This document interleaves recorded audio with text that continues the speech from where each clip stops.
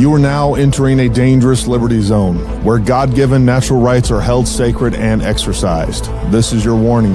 Tyranny, fascism, and censorship will not be tolerated. Ideas will be exchanged freely. Rigorous debate and open discourse is encouraged. If you are weak and your beliefs are fragile, you should leave now. Prepare yourself. We are now live on the Dangerous Liberty Podcast.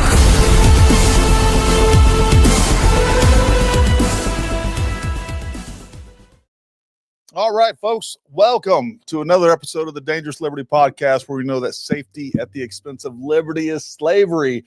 Happy Wednesday, everybody. I hope everybody's having a great week out there. And man, I thought it would just be, we've been covering politics and, current events and news, and it's all pretty depressing for the most part, other than our new administration. That's pretty good. But I figured it'd be a good time to just talk about some gear. Keep things a little bit lighter than normal and have some fun with it. But real quick, I do want to say hi to everybody tuning in. We got Jason, TG Sponsor, Con, Jeff Johnson, A.M. Atkinson, Gary Shaver, Gary Shaver, keep going, Robert Cochran, keep going, keep JJ, and all right, so right now that's who we got. We got 33 tuning in, but make sure you guys are saying hi. We're streaming live right now on Facebook, YouTube, X, and Rumble. So make sure you guys say hi if you haven't done so already. I want to include you. The other thing that we're going to do is I'm just going to open up the floor, folks, to any questions about anything. I don't care if we're talking about guns, gear, training, tactics, politics. We can go there if you guys want. But I just want to give you guys a time, an opportunity to do that. The floor is open. So if you want to talk about it, as long as it's appropriate, we will talk about it. MPCV, good to see you, buddy. Glad you are repping over there on Rumble. Cynthia Barnard, good time. Good to see you as well. Yeah, drones under 2A. Good to see you guys. All right. So if I missed you guys, just let me know, say hi, and we'll be covering a lot tonight. But again, mainly gear related. A couple of things, a couple of big announcements. There is an announcement I need to make regarding the April XP long range. We will talk about that. The other thing, folks, is I just placed a pretty significant order on the KGM suppressors. I'll be doing a full review of these as well, but I've also been talking with several folks that have been using these that I trust their opinions. Not only that, KGM has had an excellent reputation in the industry, and I'm actually really excited to bring these on. I think you're getting the performance of the Thunder Beast at a significantly cheaper price, and on top of that, these are just much more readily available. I think these are extremely high performing. They don't have all the whiz bang, I don't know, kind of if you will, Vito, throw up the other camera one. You guys see, there's some stylization that goes on with the Thunder Beast, and this is the Ultra 9. I also wanted to show you guys a little bit of a size comparison. So this is the Ultra 9. This is the Ultra 7. Let me get this in the shot here. And this is the Ultra 9. And right here we have the R30, which is kind of their quintessential long range. This is titanium. It is very light. It is not as light. It's probably pretty close.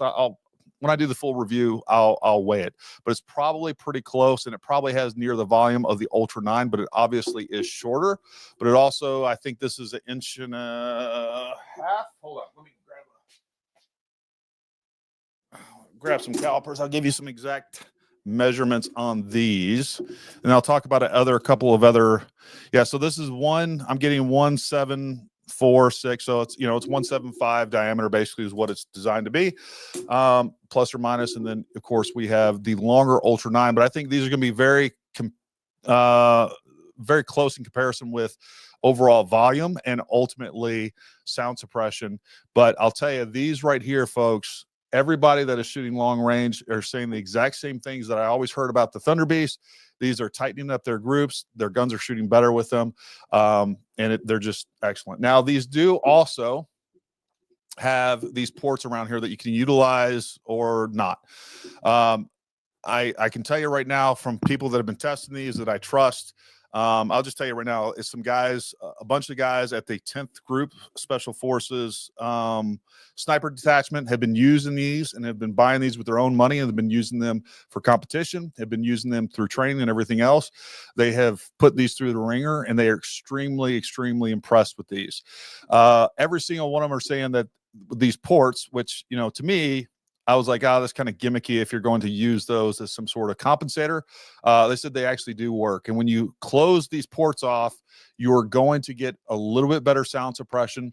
And then when you open them up, you're going to get, obviously, a little bit, the recoil will be slightly more mitigated with those if they're all open. And of course, you can tune this to where if you just want the couple of top ports open to work as a compensator, you can, and close the rest off.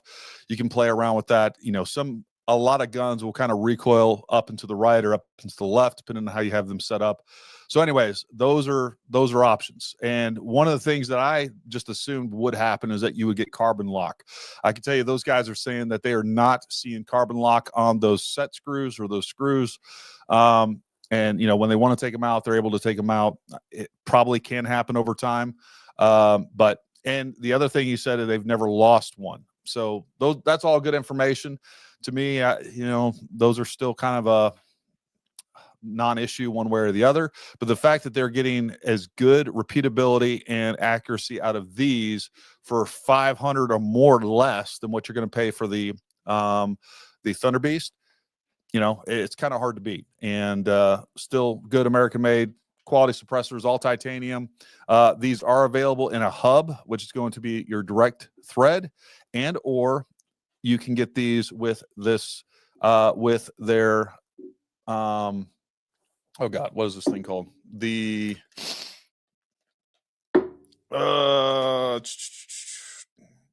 anyways, basically the quick detach, which is basically this right here, or you can replace that with a hub that's going to go with direct thread. I have switched. You can throw me back up on full screen. I have switched almost all my suppressors to direct thread.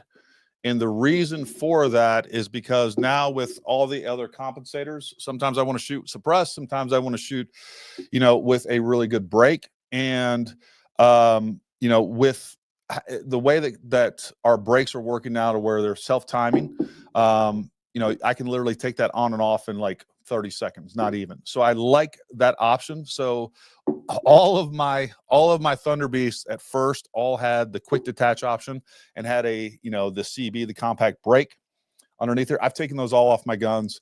I've went direct thread with everything. And to me, it just makes more sense, but that's up to you guys, how you want it to work. And you know, how you want it. So, Jeff, you're about to get banned. So F you, Jeff. Just joking. All right. So, yeah, I'm excited about bringing these on. The other thing we will be having is there's nothing but good things to be said about the rimfire suppressors that they have, as well as their hard use. I think they have a 4.5 inch and like 5.5 inch suppressor. We'll be getting a bunch of those in as well. But we ordered a ton of the R30s, titanium. That's what you're going to want for your long-range rifles for sure. And we will also be getting in some of the suppressor covers for them as well. So we will have those on order for sure. Gary, would you do a decibel test to see what shoots the most quiet? Yes, absolutely. I will. I'll tell you right now, just from what I've been told, the Ultra 9 and this are pretty close. I think this is going to be quieter. I'm telling you right now, just looking at these, I know just the physics of it. This is going to be quieter than the Ultra 7. And the Ultra 7 is really great. I've been told that the R30 is slightly louder than the Ultra 9, but it's barely noticeable.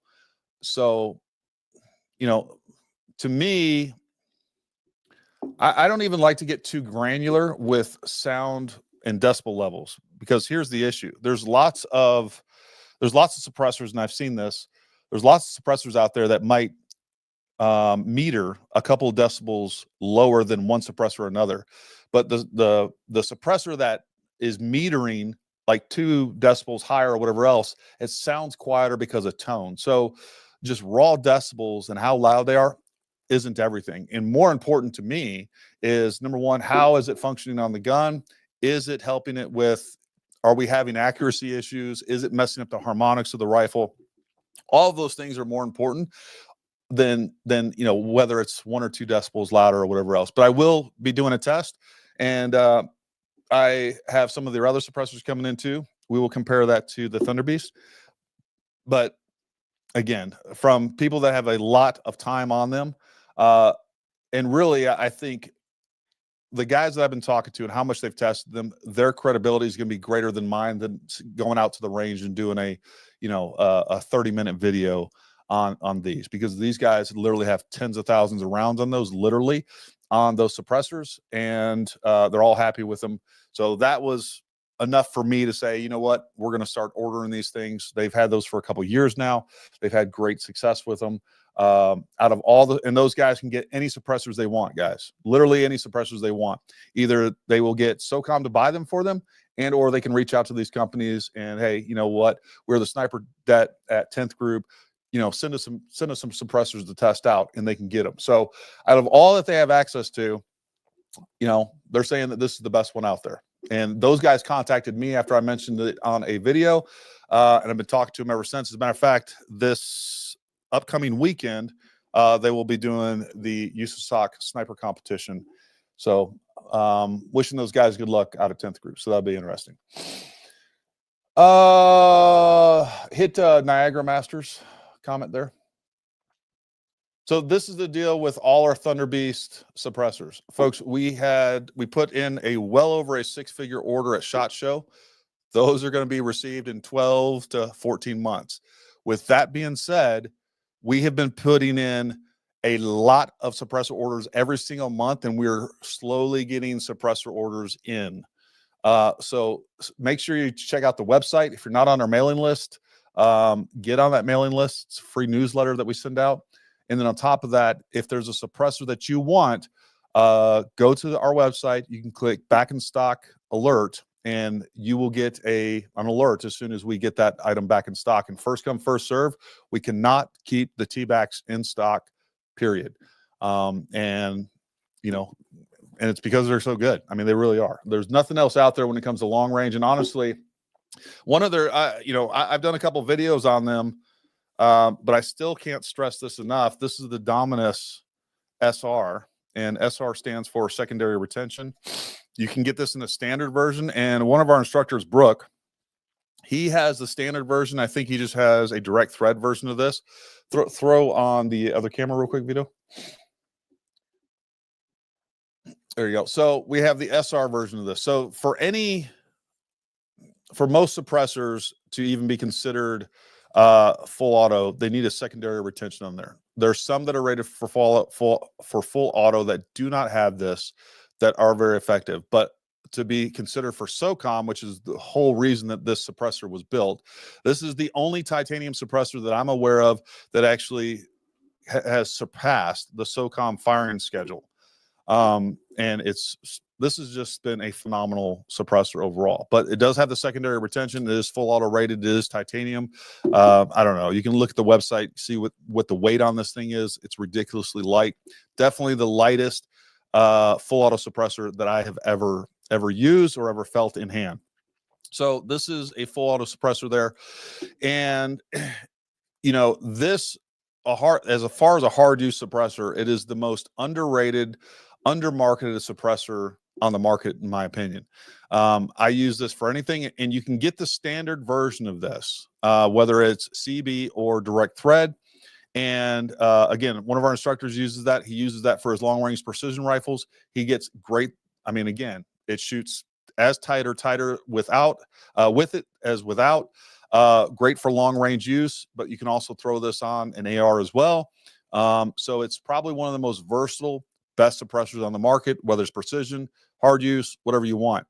Now, if you do end up getting this without the secondary retention, you can still run this extremely hard. And technically, I've even talked to the guys at Thunder Beast, they've never had a problem with this, even on full auto, walking off without the secondary retention. But again, to be considered for a SOCOM contract, they have to have secondary retention. So, take that for what it is. But I'm telling you guys, the Dominus SR is by far one of the best hard use, but it's also one of the best kind of, if you're going to buy one that does it all, there's nothing else I've seen that quite does what the Dominus SR does. So it is an excellent suppressor. With that being said, the guys over at 10th Group and what we've talked with KGM, their hard use suppressors are along those same veins. So we're going to be getting some of those into test as well. As a matter of fact, next Wednesday, I will have Sean Murphy on. He is, he's from KGM. So we're going to have him on the podcast. You guys will be able to ask him all kinds of different questions about, he'll be talking about how they make their suppressors. Folks, there are lots of federal contracts that this suppressor and their hard use suppressors beat every other suppressor out for. So again, it's one of those companies that is more popular than people realize, and their suppressors are of higher quality, and some of the few suppressors that are going through different testing criteria and passing. As a matter of fact, the KGM, I forgot which one, but the KGM suppressor beat out the Thunder Beast as well as every other suppressor for their precision rifles. So that's a pretty, you know, there's something to be said for that for sure. So take that for what it's worth. One PA Hero, yeah, hit that. All right, do you think it's safe to get your tax stamp without the jackboot of the government coming down on your head yet in this Trump administration? Look, we are selling more suppressors than ever. I don't think you're ever out of, you know, totally in the clear of never worrying about that. The fact is, look, the idea that you're any more on the radar for getting a suppressor than your everyday person buying a gun, the idea that they aren't keeping track of the background checks and things like that they do, I think is naive to say the least. And of course, as FFLs, we have to keep all of our documents on hand. So they are keeping a record, and they are keeping a tracking list of who owns firearms, even if it's indirectly by, with, and through the FFLs themselves. But again, look, every single suppressor, every single pistol, rifle sold is done with a NICS check. And I guarantee you they are tracking every single one of those. So don't be naive and think that they don't. The only difference between, you know, you buying a suppressor and getting a tax stamp and all those other things is now you have a suppressor. But ultimately, I think in some way or another, we're all on the government's, you know, we're all under the eye of Sauron, no matter what. The more people that buy suppressors, the harder it is to track people individually. That's kind of one thing that I kind of think about. So, you know, if you want a suppressor, get one. Hopefully we're going to see suppressors taken off of the NFA, and hopefully they will no longer be a class 3 item this administration or this presidential term. That remains to be seen, but I hope that will be the case. But the problem is that is climbing a hell of a mountain, because they're going to be losing, you know, I don't know what the yearly amount of revenue they're generating from tax stamps, but it's not insignificant. And that's going to be the problem to overcome. You can throw that up there if you want. Just whatever you think, Vito. I just called you Vito. So we got Vito back here producing for us. He actually helped us out like a year ago, something like that. All right. Cover suppressor requirements to purchase. All right. So there's nothing required to purchase the suppressor, just the money for the suppressor. Now to get the suppressor in hand, you have to have an approved tax stamp, right? So basically what's going to happen is you're going to go up there, you're going to buy your suppressor. Your class 3 FFL is going to do the paperwork for you. Summer's much smarter on this than I am, as with every category, which I'm sure Jeff will be happy to point out at some point. But she does all that paperwork. But basically what's going to happen is you're going to purchase a $200 tax stamp that is more or less giving you permission to receive said class 3 item. And then that is going to get approved. You do have to send in your fingerprints. Now you can do fingerprints electronically. We're in the process of getting a machine to do that.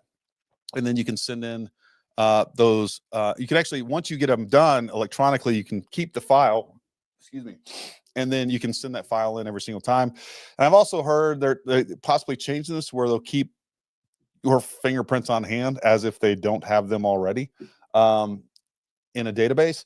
So that's basically what's going on now. In the past, it was taking, anywhere from 12 to 18 months up to 2 years. I've seen where we were getting the tax stamps approved. That is no longer the case. They're taking, a week or less a lot of times. Some people are getting them in, 1 or 2 days. I still, folks, I would still highly suggest that you go, we've talked about it several times, the benefits of a trust. You should get a trust, and everybody in your household should be on that trust. If you don't know what's going on with this and understand class 3 items, you can buy a suppressor, and if you don't have a trust in your wife or significant other or other people that you give access to that suppressor, technically, if this suppressor you don't have a trust, you have an NFA just to you, and it is sitting in a safe that somebody else in your household has access to, technically you're both now felons. All right, you're committing a felony because they have access to a class 3 item and they're not on, you don't have a trust. The other problem that you run into is if you don't have a trust, let's say you die, like suddenly, let's say, I had all these suppressors and Summer wasn't on our FFL or, wasn't on the trust or anything else. Suddenly I died. Now the ATF could potentially come and seize all these suppressors. There is a process to which you can transfer these, but if you have a trust, it's a non-issue.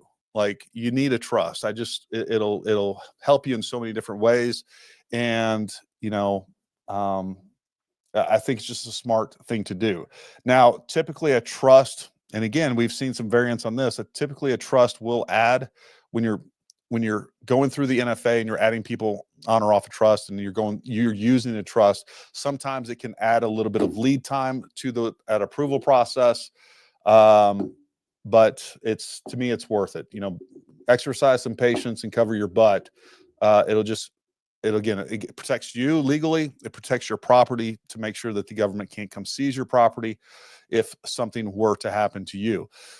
And by the way, the one that we recommend is Gun Trust Guru. We're good friends with Jim over there. Go to Gun Trust Guru. If you just let them know that we referred you, it doesn't cost you anything extra, but we do get, I think it's $20. But that's not the point. The reason that we started using Gun Trust Guru is because I did a lot of research on the topic, and they have very state-specific trust. So you're going to put in all your information. It literally takes less than 5 minutes to create this trust on guntrustguru.com. It is one of the few state-specific trusts that has the correct language and the requirements for that state. It's just a smart way to go about it. And what was also great about that is you can change that gun trust very easily. Like, if you want to add people on there, you can. If you want to take them off, let's say, for instance, that you had 3 people on that trust and you wanted to buy a new suppressor, but you didn't want to have to submit all their fingerprints. You can remove those people, get that in there, and then you can add people. You can add people on and take people off as you choose. It's as simple as that. For whatever reason you do that is up to you. Well, Joe, put that up there. Joe, that's the thing is, again, if you have a correct trust, it's easy to add people and take people off prior to buying stuff. So, and same thing with Sean Medina's comment. There's some people don't understand this. And again, that's why we had the Gun Trust Guru. That's why we had him on. We did a full podcast. You guys can go look it up. I don't remember which one it was, but we talked about what you could legally and you're legally able to do. One of the things is remove everybody when you're going to buy a new one and add them back on as you please. And those trusts allow you to do that the way that they're formatted, the way that they give you the file. You can change people, add people, whatever you want to do. So there's that. What other questions you guys have? Can we transfer to a trust? You can, but then you are now transferring that to a different owner. That's going to cost you another $200. So that's why, folks, if you're going to do a trust, if you don't want to pay for 2 tax stamps and wait for 2 tax stamps, obviously you already own it. but it's like me transferring this to another entity, which a trust is another entity. So now you're going to pay to transfer this twice. So you can't just, so if that's what you want to do, you're welcome to do that. But it is a pain in the butt.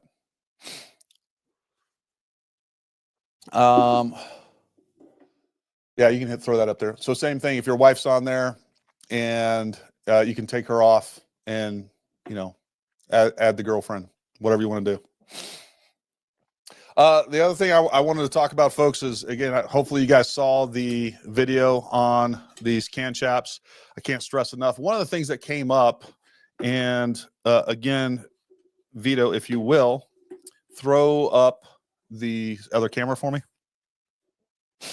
One of the things that come up, and it's probably the way that I adjusted the coloring and all that stuff on the video. Okay, somebody said, hey, you know, it's kind of stupid to have this material, either multicam or whatever else, and have this orange. Well, this is like I don't know, like a autumn orangey brown. I didn't even think of that. I mean, like, if we're worried about that little bit of color at X amount of yards away, it's not going to stand out. There's lots of things in nature that are this brownish orange color to begin with, especially in the fall. But I mean, to me, that's a non-point. And I think that's because this particular silicone, that's this high temperature silicone. Maybe it comes in other colors as well. I don't know. But to me, that's really just a non-issue. But I love these suppressor covers. And again, you guys can kind of see the difference. This is an Ultra 9 with the can chaps, and this is an Ultra 9 with the Armageddon gear. So, you know, and there's nothing wrong with these. These work just fine. They're just not as, you know, they're just not as nice overall. So I love this. These things are not going to slip out. You have to completely unbuckle every single one of these to even take this out. There's just so much, you know, grip and adhesion because of that silicone that literally you got to undo everything before you can even get your suppressor out. So, and just like I was talking about in that video, with the Dominus SR and many other cans like it that have that secondary retention, for me personally, I'm just going to, and we'll have that option on the website, and we'll start stocking. We're going to be stocking a lot more in the future. But again, I'm only going to have that suppressor cover to where it covers, you know, down to that, so that I can take that can on and off. Now, if you're somebody that's just going to leave your can on there and shoot it that way all the time, that's going to work just fine for you. You can use the full one, because this collar does heat up as well. It doesn't get nearly as hot as the rest of the can, but just through, you know, just heat transfer, you're going to get, in conduction, you're going to get, this thing does heat up. And if it's really hot, this part will burn you as well. But for the most part, you know, to me, as much as I take my cans on and off, I want to leave that open just so that I can do that without removing the cover. So there's that. You can put it back on. Main thing.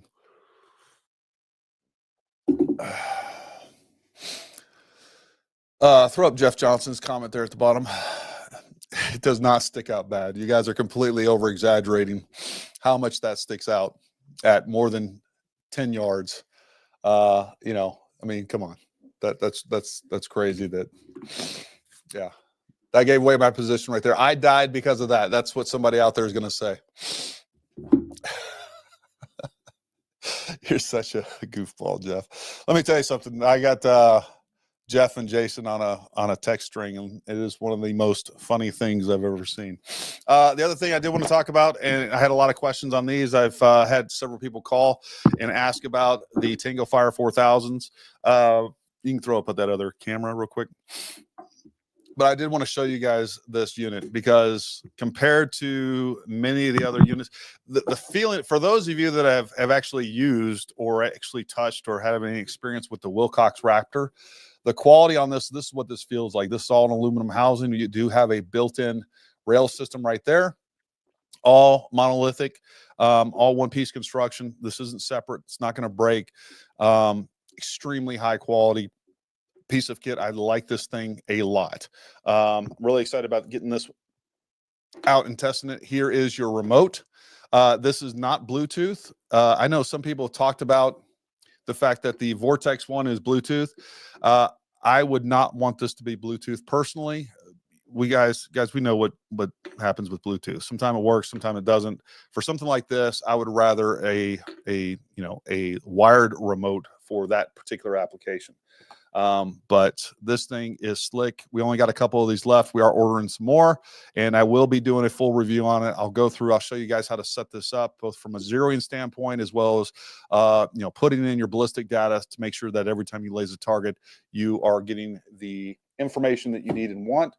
So there's that. Yeah. Sun eBoy 76 covered it. That's exactly how I feel. I would much rather on something like that. I want a wired connection, and it is so much faster. You guys saw if you haven't, go check out Ray's video over on the X-Ring channel. The speed at which this is probably 2 to 3 times as fast as you're getting the reading off of this versus the Vortex Impact 4000. So I think part of that has to do with the fact that we have a wired remote rather than a rather than a Bluetooth connection. How many pieces of pick rail? That's a great question.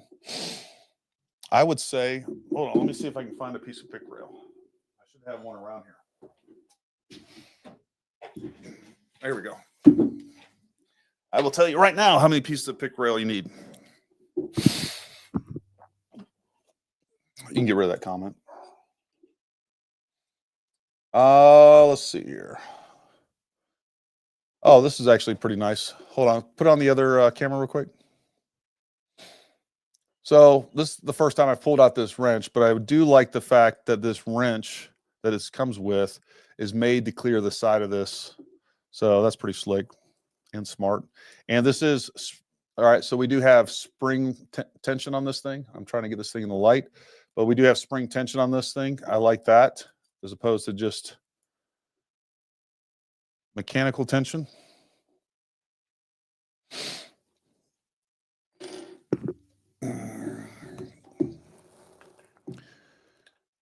One. So one.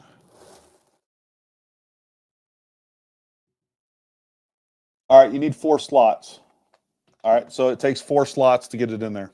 So that should answer your question. You need 4 empty slots of rail section for this to fit on there properly.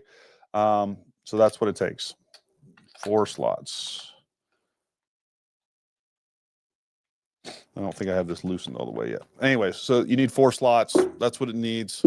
So 4 slots of pick rail, and it'll go on there just fine.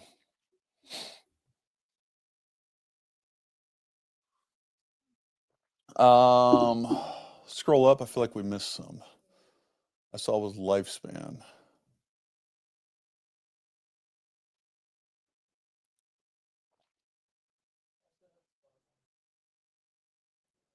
Yeah, throw that up there. So we have check the calendar. It might already be on there. We got it all approved right now. It was just a matter of we finally got everything worked out with Summit Point, which is who we were waiting on. And to be fair, they're waiting on us. And then by the time, it usually takes about 2 weeks once we finalize our schedule to give it to Summit Point for them to clear everything. It's just a back and forth type of thing. And sometimes there was a couple of conflicts that we had to remediate and all those things. But that is done. We got those classes over to Dan, our web guy, so he will be putting them up. But it is fairly finalized. We're still probably going to add, not probably, we're definitely going to add some additional long-range courses. We're working with Clinton House. I'm working with Ray to coordinate with Clinton House in South Carolina. So we'll be doing some courses out there with them. We're also looking at doing some courses out at Big Bear or Black Bear training facility.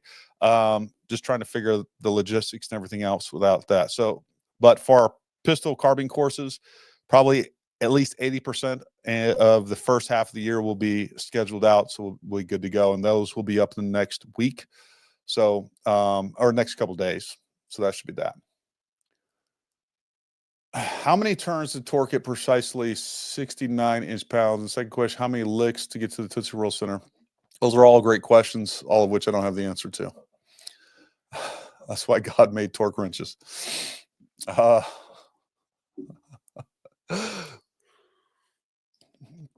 Somebody was talking about the Super Trickler. Scroll up.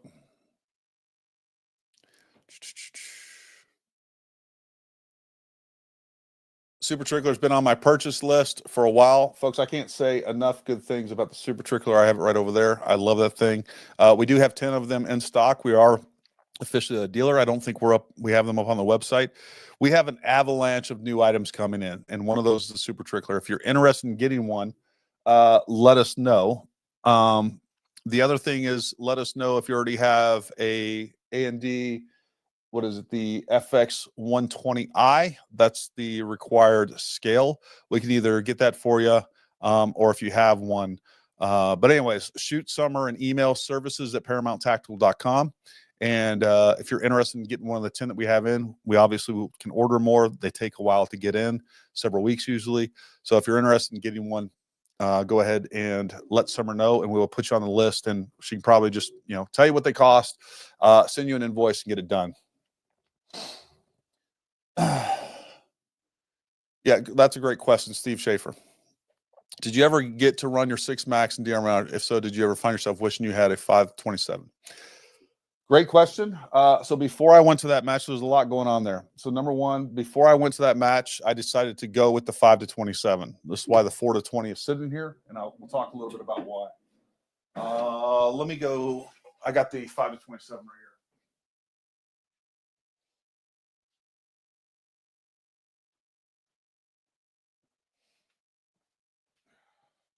here. All right. So I decided to go with the 5-27 on a DMR gun. And I actually would, whether it's 5-27 or other larger magnification mag range optic, that's what I would probably tell you to recommend. Can you absolutely run a match, no problem, with the 4-20 or something within that magnification range? Absolutely, you can. The reason I decided to go with the 5-27, or if I was going to go with another optic, I'd probably go with the 5-25 Night Force Attacker and or the Zeiss S3 6-36. I think all those are great options on it. And here's a couple of benefits that you're going to get with this. You can put it on my main screen. Here's a couple of benefits you're going to get with this compared to one of these lower magnification options. So number one of the things that I couldn't see at 20 power with the 50mm objective lens. All right. So with those smaller optics, you're getting a 50mm objective lens. You're not getting nearly as much light, or you're getting less light. I won't say nearly as much, or there's a significantly less amount of light coming through there. So there's that. When you're zeroing at 100 yards, there was times when, especially if you got impacts going into some of the darker lines in your target or whatever else, it was harder to see. And even when I was doing low development and playing around with the 6 Max, there was many times I had to walk down range to see what's going on. I never had to do that with the 5-27. The other thing is if you are operating at 20 power on like a 4-20 or at 18 power on a 3-18 or whatever else, we all know what happens to your eye relief once you're at max magnification. That eye relief becomes extremely finicky, and you got to be perfectly lined up because your exit pupil has diminished greatly. Now, when I'm at 20 power on this or whatever else, I have a larger exit pupil, so I'm getting more light to my eye. And on top of that, I'm going to be moving around the gun as I'm in different shooting positions, right? So as I'm in different shooting positions, I'm moving around the gun. It's easier to lose that eye relief on a optic that's maxed out at 20 or 18x. Even though I'm not using that much magnification, but you also have that magnification there if you need it. There were times, and by the way, and we have a lot to talk about on the 6 Max. I've covered a little bit in some of the other videos and some other content since then, but we'll hit it again just to be completely transparent. But out there were times where all the targets were at distance at like 600 and to 700 and things like that, where I had like 4 targets at 600 yards. Well, now I can zoom that into 25, 27x if I wanted to. Never got close to 27, but more than 20 or plus. And now I still have a very forgiving eye relief and a very clear eye box, but now I have that extra magnification. Not only can I see more precisely where those impacts are, whether it's a miss or a hit, but I can also see on the target exactly where those impacts are. So if I'm going from a large target, you know, a lot of times if I'm at 15x, I can only see that I hit the target. You can't necessarily see where on the target you hit. But with 22, 23, 24, 25 power, where I'm not having to search for targets, they're all at distance. I all know I can get on the gun right away. And even at high magnification, I can see where those are. Now I can actually see, hey, you know what? I'm on the right edge of this larger target. So when I transition to a smaller target, I know where the last impact was, and I can adjust accordingly to ensure that impacts from the smaller targets. So a long answer short is, you know, I would actually recommend, if you're doing DMR stuff, going up to a higher magnification. There's some benefits there. The other part of that is it's heavier. So, you know, we want weight on the gun, and that's actually a good place to put some of the weight there. It's going to reduce recoil. For those that you didn't know, and again, I have talked about this, just being transparent, I had an issue with my 18-inch barrel on my 6 Max. So that gun was running flawlessly. Never had an issue. You guys saw when I was shooting it out at Pig River, I started doing load development for it. And, you know, I was playing around with a bunch of different loads, and suddenly I couldn't get I couldn't get the gun to group. I spent like 2 days kind of troubleshooting. I didn't know if it was the optic, all the stuff that you normally do. With that being said, there was a whole bunch of different loads that I had developed that I couldn't get that gun to shoot over a half MOA if I wanted to. And so obviously the first thing I did was go back to those original loads, as well as some box loads, and the rounds were all over the place. I finally, after a couple of days of playing around with it, I sent a bore scope down the bore, and I have the video, but let's just say things didn't look good. It looks like the barrel is delaminating. Obviously I called Sons of Liberty, talked to them, told them what was up. They're replacing the gun. Now, this was like, I don't know, a week and a half before that DMR match that I was getting ready to go to. So what do? I run up to the shop. I happen to have a 20-inch barrel broadsword on the shelf, and I just yank that thing down. I start outfitting it and all those things, right? Start going through load development. I was having cycling issues with that to the point to where it was pretty much unusable. I pulled the handguard off, and we had gas leaking from the gas block and the gas tube. So it wasn't getting enough gas. So there was 2 guns in a row from Sons of Liberty that we had issues with that. With that being said, I do think that it's a fluke. I'm glad it happened to me and not clients. And by the way, we've sold, I don't know, at least we've sold a bunch of these guns already, the 6 Max broadswords. Nobody else has had any issues with them. All of them shot well. They have no idea what's going on with that barrel. They'd never seen it before. It's basically shooting like it was shot out in under 400 rounds. The other one's just a gas issue. You know, that's going to get resolved. One thing I can say is that they handled it very well. You know, I've looked at forums and some of the other things before we became a Sons of Liberty dealer. And that was one of the things that the very few times that people have had issues with Sons of Liberty rifles, they fixed it. So they stand behind their product, and that's one of the reasons that, number one, they make really good guns. I think this is a rare case. And on top of that, you know, they are going to fix them. So there's that. Throw up mass gains there. Here's what the guys at ZCO told me, so I'll tell you soon. And as soon as it's completely, all the issues are worked out, it's good to go and it's ready for release. That's when. So we have a bunch of them on pre-order. So we're waiting for them to come in too. We have a bunch of people lined up to order them. So we want them to come in more than you do. I promise you, as with anything that we sell that people are waiting on, you know, we want to be able to make some money on it, and happy to get you guys products that you love. What other questions or comments we got up there? Jeff Johnson, throw that up there. All right. So I don't know. So I actually had a conversation with, number one, I sent Takecom HQ a inquiry. I'm hoping to get one of those barrels to test out. They're making some pretty wild claims on those barrels, and hopefully they're true. I'll be honest with you. I don't know some of the claims. I don't know how they can be true just from a physics standpoint. I don't doubt that they're fairly harmonically dead. I don't doubt that they probably dissipate heat quicker. Some of the barrel life claims, there's either some physics in there that I don't understand, or they're doing some, alchemy that I don't get.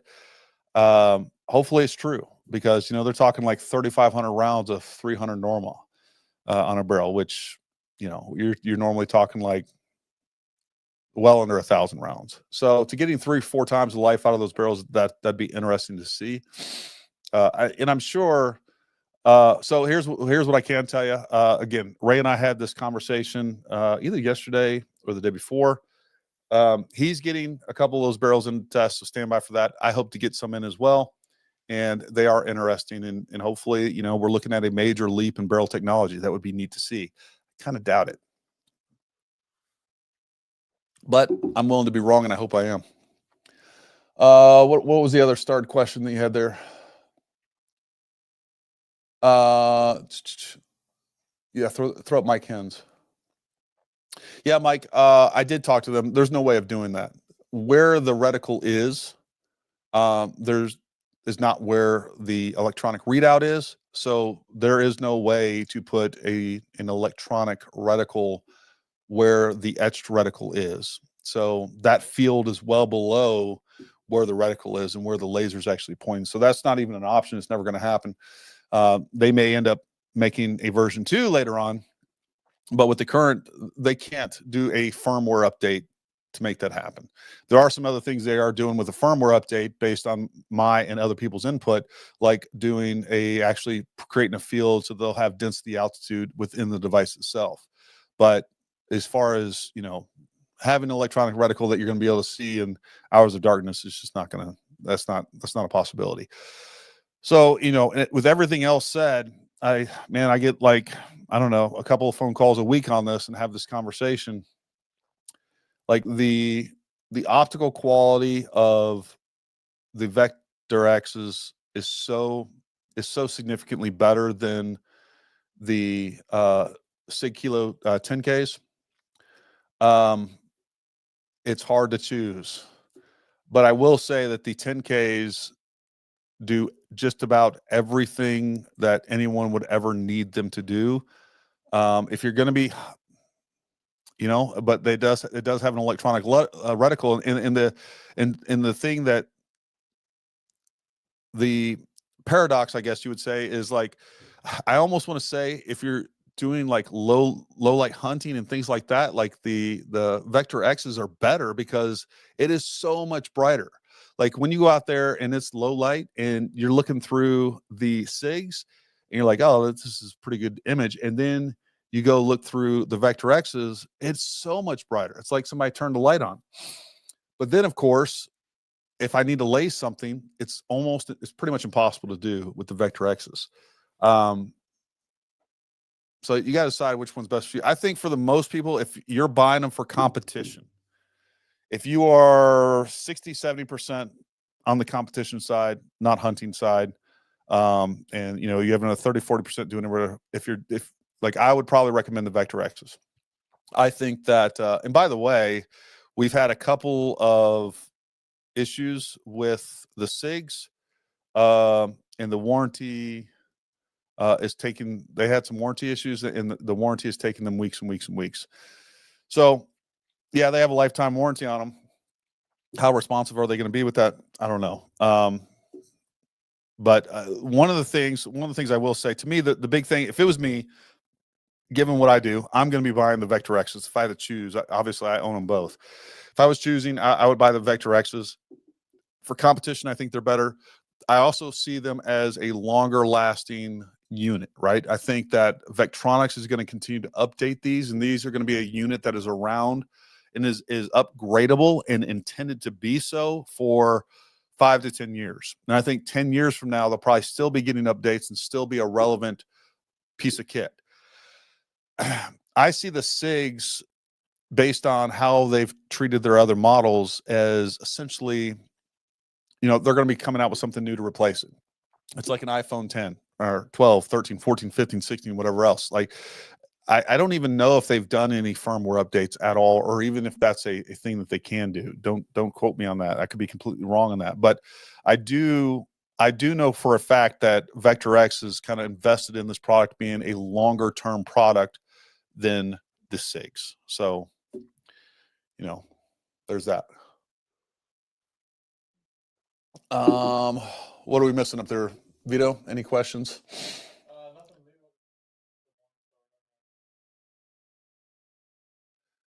Click Jeff Johnson's. SIG just isn't what they used to be. So, yeah. So what I'll say is the Kilo 10K Gen 2s are a significant upgrade to the Gen 1s. They did a really good job with those.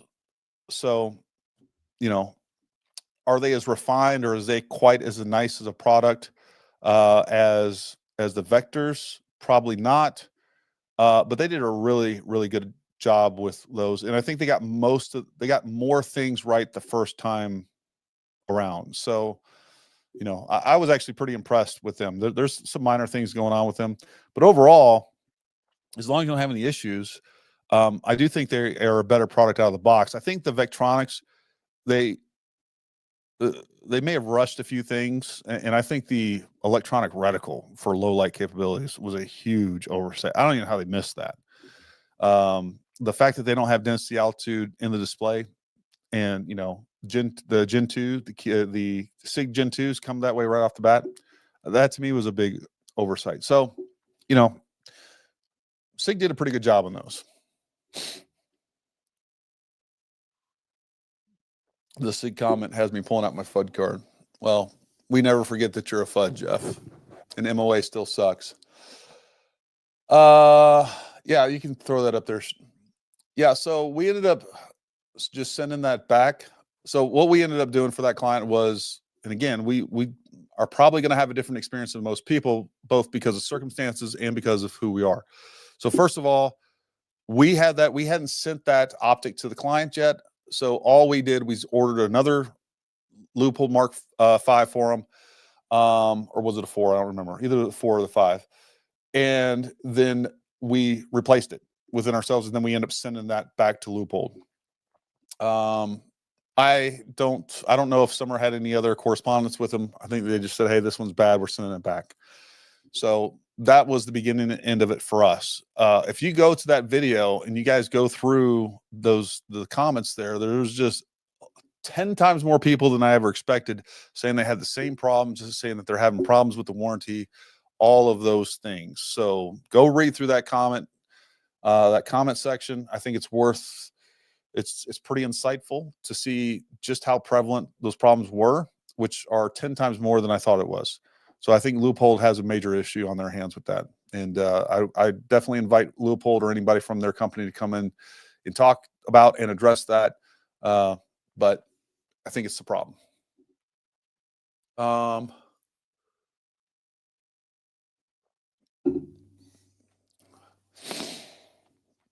Let me see.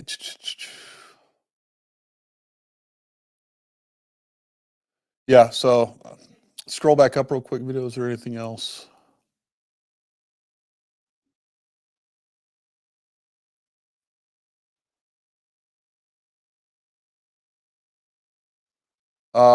Jeff Johnson, when will Jason's rifle be in so he'll stop being whiny? Yeah, I don't know. Whenever it's ready. I don't even know. Jason, did you put an order? I don't know. You can text me on that. You don't have to answer that here. Yeah, so I don't know if you'd actually ordered yet. I know we also talked about getting one of your custom rifles and things like that. So whatever else. Oh, so yeah, that's a good question. Throw that up there. So how did the DMR match go? You should do an AR on the podcast. I'll do a AR right now for it. So a couple of days up to the DMR match, literally, I think Thursday. It started on Saturday. And by the way, I was planning on going up to Pig River and, you know, doing some train up and all of those stuff. So I was working on that 20-inch rifle, trying to get it to run correctly up to that Thursday. And that Thursday, I was like, you know what? I don't have a rifle that works. I'm not shooting this match. Well, I talked several people into going to this match, and one of the guys was kind enough. He's like, Gary, look, hey, I got this 223. It'll run just fine. And, it's a great rifle. You can use it. Bam. I was like, all right. And he's like, oh, by the way, I have a bunch of ammo for it. So, basically I show up there Saturday morning, and he's like, look, I don't know. I think the match said it started at 8 or something like that. He's like, yeah, look, man, we'll get there at 7:30. We'll be able to zero this thing. They never start on time. Don't worry about it. And he's a very, very experienced competitor, by the way. And he's actually going to be one of our instructors. Super good dude. You guys will like him a lot. His name's Zach Simon. But anyways, we had him on the podcast. But so he's like, hey, look, we'll be able to zero this thing, get it up and running. No problem. So we get there. I think he got right there at 7:30. We start to go zero it. I hadn't even shot around yet. And they're like, hey, freaking safety brief. I'm like, oh, F. All right. So, we leave, we go do a safety brief. They're already going up to the stages, getting stage brief. I'm trying to zero this 223. I'm trying to plug things in. I'm rushing to do everything right. So I finally got this somewhat zeroed. Don't have any data on it. Haven't put anything into a Castrol or anything else. Definitely don't have any long range data. And, at the end of the day, I was there to have a good time, and that's about all I had. So we go up to the, I'm still scrambling to get this rifle set up. I haven't really messed with like eye relief or anything else. Hadn't set the rifle up to me. I still was, so I pull out my Kestrel. I start throwing in the muzzle velocity. I was able to get some muzzle velocity while I was zeroing. I'm in the middle of removing the Garmin zero. And they're like, Melton, you're up. Like, I haven't even got a safety. I haven't even got a range brief. I literally didn't know the target array or like the positions to shoot. They had been up there like 10 minutes before me. It was a goat rope, to say the least, but it was fun. So long story short, they were like, all right, we'll let you go at the end. I don't know. I still didn't get everything done. And then the first, I'm like, they're like, so I'm the last shooter on that particular stage. They're like, you ready to go? I'm like, I guess, let's go. And so anyways, I go to get down behind the gun. I realize my eye relief is completely not set up. I just didn't get to it with everything else. So long story short, it didn't go all that great. It was a fun, so with every stage, you had some rifle, obviously some rifle targets, and then you had pistol targets. As long as I got to the pistol targets, did fine, right? But it was a matter of trying to figure this gun out, trying to set it up as we go. It was less than an ideal situation, to say the least. It was fun, and I learned a lot, and I also know exactly what to work on going forward. And I'm definitely going to do some more. I'm going to get these DMR or these 6 Max rifles set up, and we're going to go shoot a bunch of those. I have another barrel coming. I have 2 replacements for these rifles coming. I was planning on shooting. There's a match that actually Ray is shooting. I think it's on the 22nd or something like that, down in Clinton House. If I can get a rifle set up by then, I'll probably go shoot that. But we'll see. What I don't want to do ever again is going into one of those feeling as unprepared as I did. Definitely not a confidence booster. And it's just you're playing catch up behind everything, as well as that was the first DMR match, and every DMR match is different. So depending on who's running it and everything else that's going on and how it's set up. But it was a great introduction for me. They're a lot of fun. I definitely recommend anybody to go, but it was a challenge, to say the least. And I was not set up and was not prepared for it. But I do appreciate Zach loaning me that rifle. It was good. It's just a matter we didn't have time for me to get his set up to me, to say the least.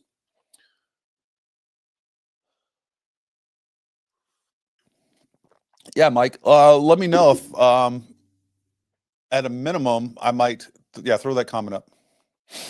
Mike says he's going to a gas gun next week. Let me know.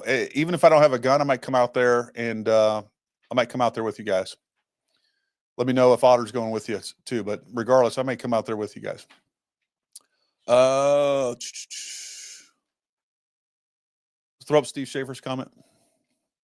Had an older model Mark IV 8-5 to 25 I bought last fall, sent it in for a can of recall. They found a few broken parts. They basically overhauled it and sent it back within 10 days. Well, that's good to know. Look, and I do, John's question. No, I didn't see John's question. Find John's question. It's going to be up somewhere. Yeah, hit that. I'm not going to say, John, that I'm not concerned about it at all. Look, we've had, I'll tell you right now, the most reliable brand of anything that we sell, probably outside of Accutech, Accutech bipods. The most reliable brand of products that we sell are the Masterpiece arms, right? I've had 4 issues with those guns out of probably 500 or 600 at this point, somewhere around there. They've all been resolved quickly. I will tell you this: if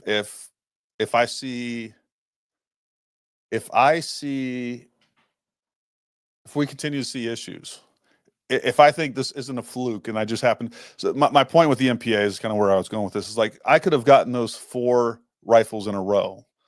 Could have just been luck of the draw where I got those 4 rifles in a row when we first became a dealer for MPA, and I could have been like, oh, these rifles are junk, and I stopped selling them because of that. I'm not quite ready to throw the towel in with Sons of Liberty. I do think that, again, I think they have a long-standing reputation. I know they're taking care of these 2 rifles. I have already I have a number in my mind that if I saw X amount of guns or whatever else or defective issues, we would stop selling them. But the fact of the matter is, look, I've seen people with major issues with, you name a brand, Daniel Defense, I don't know, any other brand, right? Some really good guns out there, Colt, LMT, like they all have mechanical issues at some point. And a lot of it has to do with different components that, like, I think I have an undersized outer diameter gas tube on that 20-inch gun. That is not something they produce. So I'm not going to say that I'm not concerned about it at all. I am chalking it up to what it is, what I think it is, and that is, we got a couple of bad guns in a row. What I can tell you for sure is nobody's ever heard of or seen a barrel delaminated or whatever's going on with that barrel. There's clearly a metallurgy problem with that gun. And before that, I had 0 problems with it. I was like, on cloud 9 at how well that rifle was performing. So, things happen. I don't care what brand, anything that is anything out there that's made and has mechanical components, you're going to run into some issues sometime. What I also can tell you is that I've been very pleased at how Sons of Liberty has handled it. Said, hey, look, we'll get those replaced. And my dealer, and the only reason that's not already done is, by the way, my dealer rep, he was literally I called him. He was in the hospital with his wife having a baby the day that I called him about this, and he still stayed on the phone with me, and I told him what was going on. And then, he went off and finished helping his wife deliver the baby or whatever happened there. So it is what it is. Yeah. And you guys throw up JJ's comment there at the bottom, 802. I completely agree with that, JJ. Like, to me, that's the most important thing. And so far, they're handling it exactly the way that I would handle it if I was them. And I agree. I think that is by far the most important thing.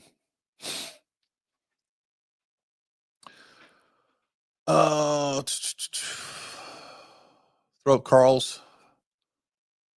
Firearms of all sorts have issues from expensive to budget. Same Mustangs.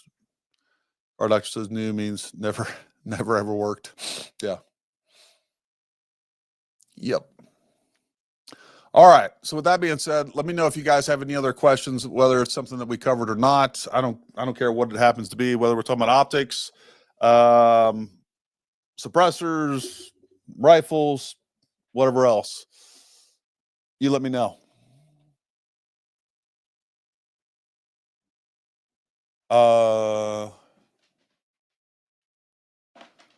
Throw up just throw those up. You can, anytime that you want me to answer a comment video that I haven't seen, throw it up. Mascane says, I don't know if you've answered this, but can we pre-order the ZC210 from the website? So that's up to summer. Here's what I'll say.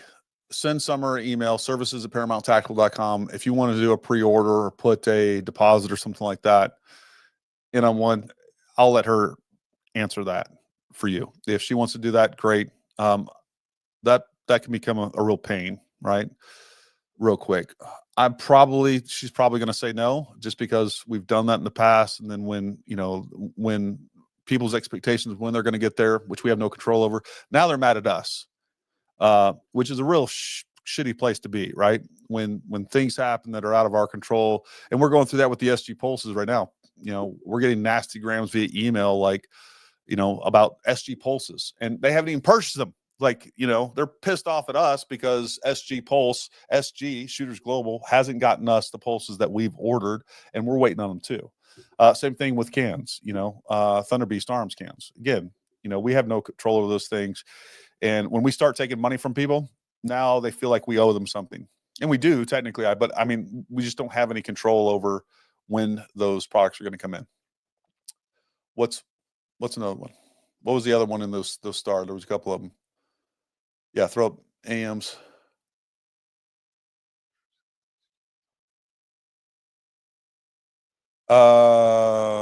Here on can covers, how about 1.5 inch section of can cover separate from the main can cover with both joined by a strap to keep it from walking off in order to hand tighten the can on can covers.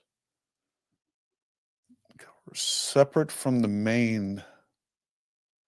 I don't think I understand what you're describing there. And there was another one on the Starred. Throw up that one about Secure It. Yeah, that one. Did you see the new True Safe from Secure It? Thoughts? I haven't seen it. Did you know it existed? I'll check it out. Yeah, we'll talk. Go ahead and throw up Mike Hen's question about. Just stay there till we got them all video. Yeah, so guys, we're going to end up, I'm just going to tell you right now, and I'm going to send out a newsletter and let everybody know. Unfortunately, we are going to have to cancel the April long-range courses. We'll send out some more information on that. What happened with that was completely my bad. I didn't realize that was during Easter. We were asking Josh over at Pig River for additional dates because our other courses are either maxed out or people are asking for additional dates, all those things. So he was like, Gary, the only thing I have left is this. And he threw me some April dates. I didn't even think about Easter. All I was thinking about was the fact that, I need more course dates. And so I threw those down. And then once I had them, and then Summer informed me what an idiot I was. And that was on a completely separate topic. But regarding the fact that was Easter, I was like, well, I guess we'll see.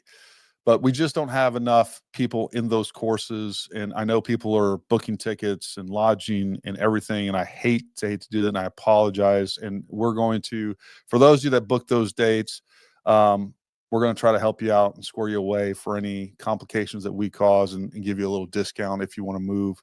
Of course, we're going to give you a refund. But then, if there's any other complications, whatever else, we're going to do our best to take care of you.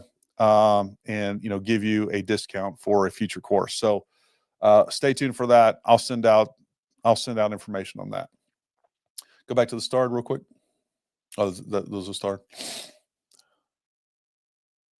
Willy Wonka 73. Throw that one up there. That's an easy one. They're not 6 months out. They're probably, so our order from SHOT Show is expected to come in 2026. So that's how far they are out as far as production goes. Now, we've been placing orders every single month. So we're going to be getting, 10, 15, whatever Summer's been ordering, 10, 15, 20 cans in per month. But like those are gone, or half of them already accounted for or purchased. So they're further out than 6 months for sure, at least 12 months. But again, watch our website. As soon as we get them in, we'll be putting them on the website. So or you can come into the shop, folks. The other thing too, if you guys are local or anywhere near us, feel free to come into the shop and talk to Summer. Robert Cochran.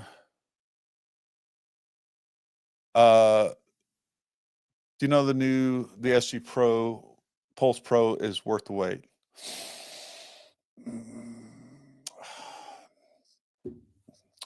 So to me, I would have both. Like just spend $150, get yourself an SG Pulse. You're going to be able to put that as in multiple rifles. And then if you want the Pro, and it has, the screen, it has additional readout information, has, ballistic information, has a lot more capabilities, right? Wait for that to come out. We don't even know when that's going to come out for sure.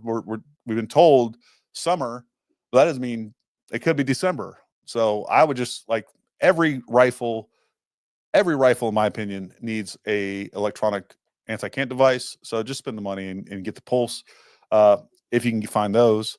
We'll be getting some more in, so just be patient. Back to suppressors. Throw that one up there at the very top. Let's just work through these top down. Back to suppressors. I see people advertising that you can have them sent to your house. Now, how is that working? JJ, that is true. There is a company doing that. I'm not exactly sure, and I've been talking with the ATF. There is some sort of weird loophole that somebody at that company has worked out to where that is being done. I don't know. It's not going to save you any time or anything like that. I mean, you're still not going to get it until it's approved, but that is a thing, and I'm not quite sure exactly how it works. It's something we've inquired with the ATF. I have people that I know over at the ATF. They were looking at it. Basically, that company found a legal loophole. Robbie Razor right there. Looking to buy an MP DN5 break from you guys. You ship to Australia. The checkout doesn't show international shipping costs. Robbie, we currently don't. As a matter of fact, we've tried to sell a lot of things to Australia. Australia will not allow, and I think it's because we're designated as a firearms company. There's an issue where Australia, that payment process in the whatever clearinghouse, whatever they go through, Australia will not allow us to process funds from Australia. Will not allow us to complete purchases. So it's not a matter that we can't ship there. With that being said, I am in the middle. You guys see Chris on here all the time on our Counter Media podcast. He and I are working. We're going to planning on standing up Paramount Tactical Australia as soon as possible. With that being said, you probably find another source that can get it there. Gary, how about the 10-pound cheesecake? First of all, that entire cheesecake, I think there was a piece left that day between me, the kids, and Summer. Mainly Summer. She ate most of it. Let's be real. I'm joking. It was good. Look, I'm a cheesecake snob, and let me tell you something. That's exactly how I like my cheesecake. Super dense. There's no fluff to it. That's one of the top 5 cheesecakes I've ever had. And if you guys haven't went and purchased one from Alan, I suggest you do. It is an extremely, extremely good cheesecake. If you like legit New York style cheesecakes, that's what that was. Area 419. Our Area 419 arc rails worth it? Worth the extra money? Or are MDT rails just fine as far as slipping issues? Yeah, so look, we sell the MDT rails. I have MDT rails in some of my guns. I have some of the Area 419 rails in my guns. There have been times when I didn't tighten something and adjust something correctly to where they did slip. Now, if you're not using the Area 419 mounts with the locking index points on those, then whether that it's the Arca lock mount or not, rail, the Area 419 mount, a rail, it doesn't really matter. So both of them are fine. Look, you're gonna have to pay attention. As with, nobody thought that Arca rails weren't working before Area 419 came up with their Arca lock. Those are excellent rails. They are an upgrade. I don't know that they're worth the extra money or anything like that. They're really good though, and you're not going to go wrong spending the money on there. It will prevent walking issues on certain items. if you have like a super high recoil rifle or something like that. But again, there have been times we're on a standard like right here on this. I'm looking. I can't grab it because YouTube will shut us down. But I'm looking at the 6 Max, and on the bottom of that, I have a MDT ARCA rail section on there. And if I don't tighten and adjust my Accutac bipod, it will slip on me. But I mean, that'll happen with anything, and probably still happen with the Area 419 on there, because you're probably not going to use the mounts that have the indexing points that actually index into the slots that the Area 419 ARCA rails have.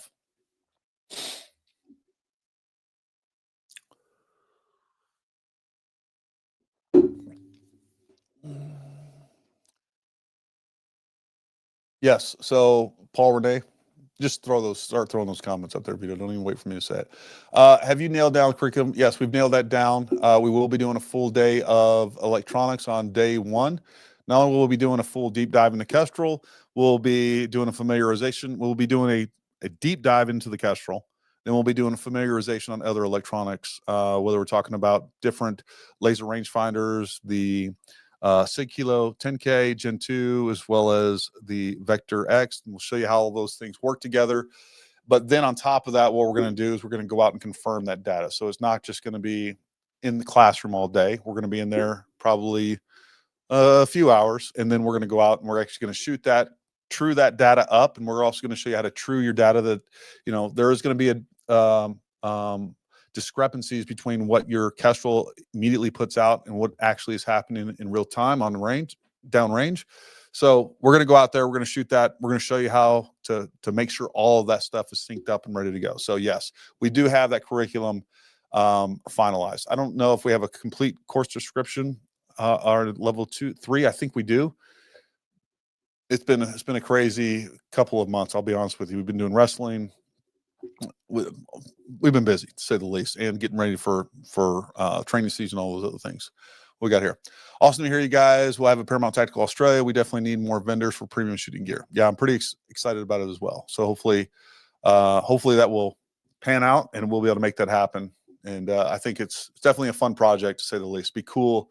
It'd be cool to have a presence in Australia and in any other country for that matter.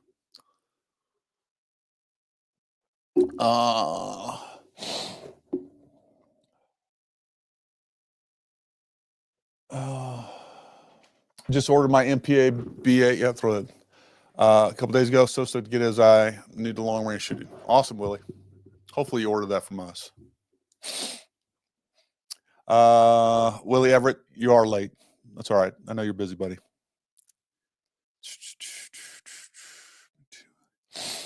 Yeah. So, trying to think. I will be doing a full video on the Super Trickler. Here's what I'll say. When I was trying to determine between the Super Trickler and the Auto Trickler, one of the things that people kept saying was that the Super Trickler was like hard to set up and all these other things. Folks, it's one of the easiest things I've ever seen. You know what? Screw it. I'm going to grab it real quick. I'll plug it in. I'll just show you. Like literally, even when you first turn it on.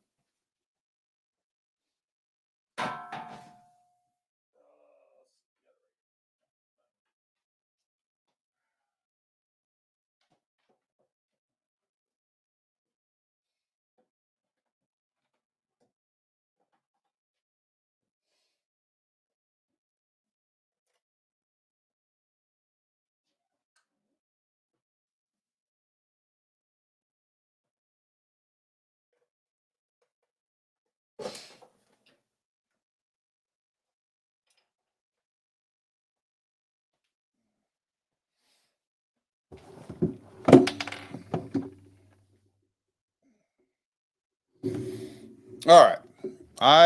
This is definitely worth showing in more detail. Not sure if I have an extension cord that's going to reach this far, but we'll try. Oh.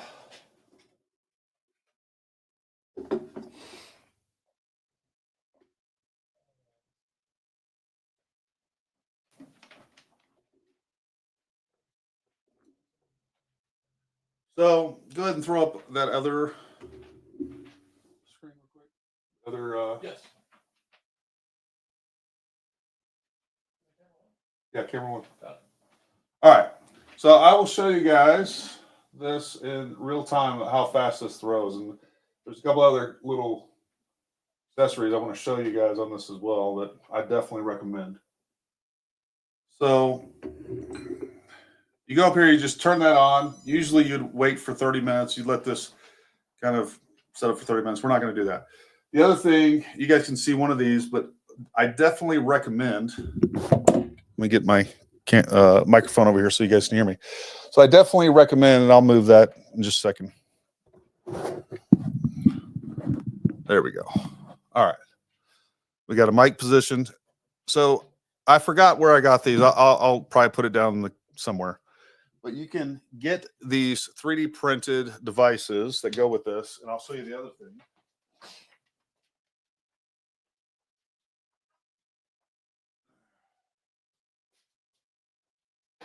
So when you're done with the powder for the day, this device right here, for the Super Trickler, is 3D printed. It's a funnel. You can dump it right in there, and then you can dump your powder back into your powder can, right? And then this right here is a funnel that fits perfectly at the top of that thing, right? So it fits perfectly in there, and then you're good to go.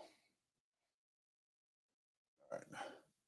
But I will show you guys, literally, to dispense this. All we need to do, you literally turn this on. When you get it out of the box, you set it up, you plug it in the back, like it takes 30 seconds. And then you go here, you will input the type of powder that it's all very straightforward. And then you put in the grain weight that you want, and then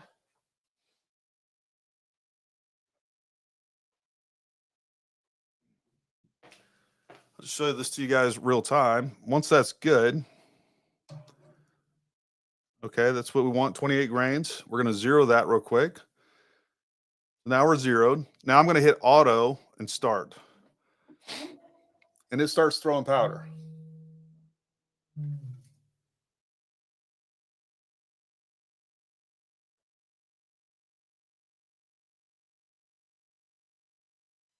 There we go. We're at 28 grains exactly, down to the 100th. I put that in my whatever, and then you get it in there.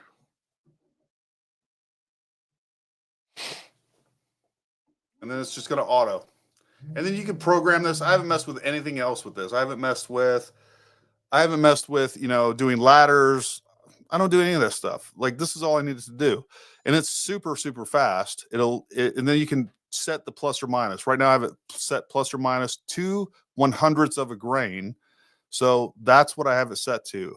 That's the fudge factor, and it's pretty damn precise, and it's extremely fast. Now, when I'm really cranking out rounds, I'm definitely going to get 2 of these just so it's even that much faster. But man, I love this thing. It is so much faster than most of the things out there. Pretty similar to the Auto Trickler. The Auto Trickler is cheaper.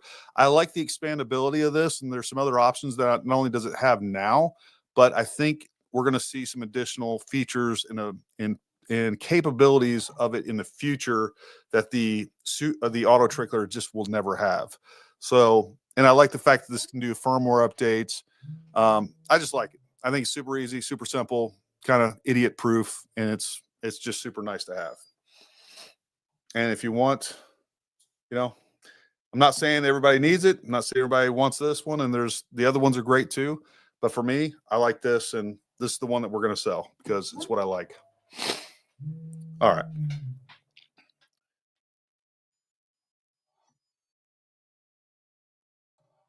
And we're just going to turn this bad boy off. Stop. Menu. Submenu.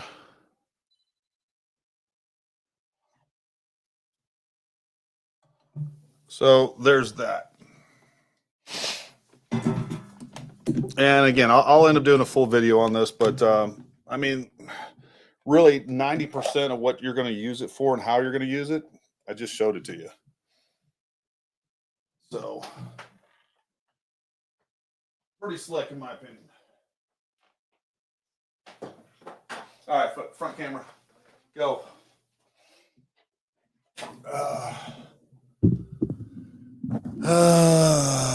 All right. What else we got going on here?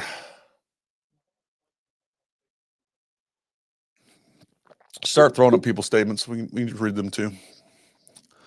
I need a price first so I can lie to the wife. Yeah, we'll have. I mean, look at the retail on them. That's basically what it's going to be, Jeff. You know, I'm sure Summer, for some reason, she likes you, so she might square you away a little bit more. But she's a bad judge of character. You just start throwing up the comments as, oh, well, Bernie, I mean, if it goes bad, you're going to know it right away because it wouldn't group. Mine wouldn't group after that. I don't think so. You know, I mean, chances are that is not the only barrel. That it's probably a batch of barrels that they got in where the metallurgy is just terrible and it started to delaminate. You'll definitely know right away. And I have lots of people that have lots of rounds on those rifles, on those uppers already that haven't experienced that. I think the chances are pretty small, but it's very obvious. If suddenly you can't get that rifle to group, you know something's wrong. I was throwing tack, which is like the worst powder ever. It's like the finest powder there is. I just ordered some 48.95 that I plan on using for the 6 Max only because I hate that tack powder. Yeah.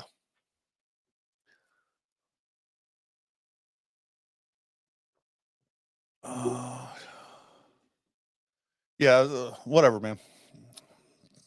It's going to be the same price as the Super Trickler, probably with a lot less shipping. And of course, you know, not nearly as long because it's not coming from wherever it comes from, the Netherlands or wherever it is.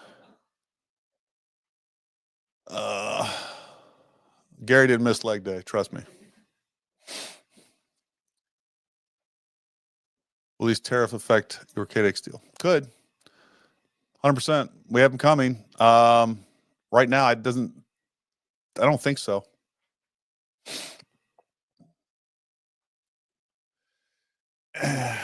Yeah, it's also the messiest. It's like it's just super fine. I don't even like, I also think that it affects neck tension because it does get between the bullet and the neck, and the bullet's not pushing it all out of the way. So I think there's that literally, the powder is so fine that we're ending up with powder in between the projectile and the neck. And I don't like that. That's a problem. Yeah. If you can, unfortunately, if I could, I wish 4350 or Varget would work in 6 Max. I've seen where people have tried so far, not really good results on that. 48, it is 48.95.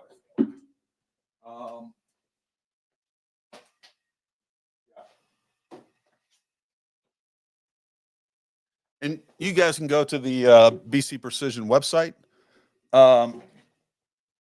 They have a lot of the reloading powers, but the 48.95, there's a lot of good data on that. And I plan on trying that and see how that works.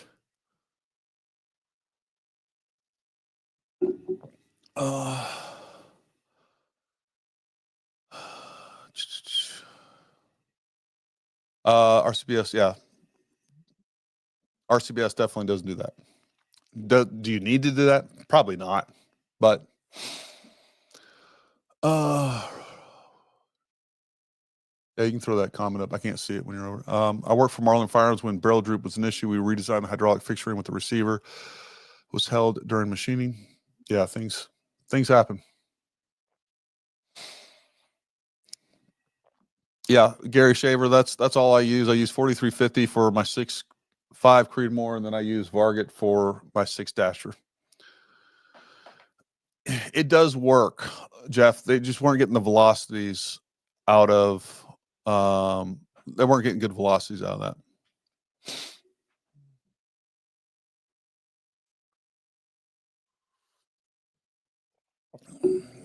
What else we got? Anything else?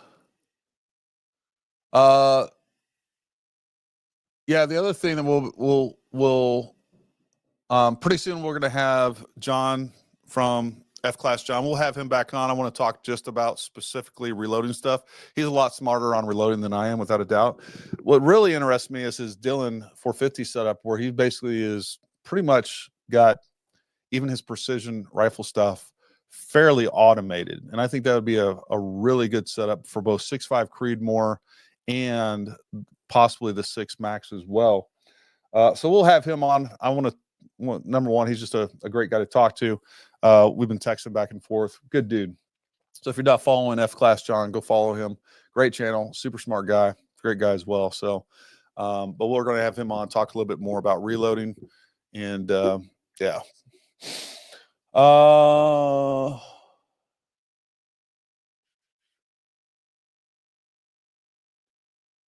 Yes, we are. I'm getting barrels of run cooler. I don't know who you're talking to, Jeff. I know you're talking to somebody in the chat, but all right, folks. I think we have. I think we're at a good place to stop.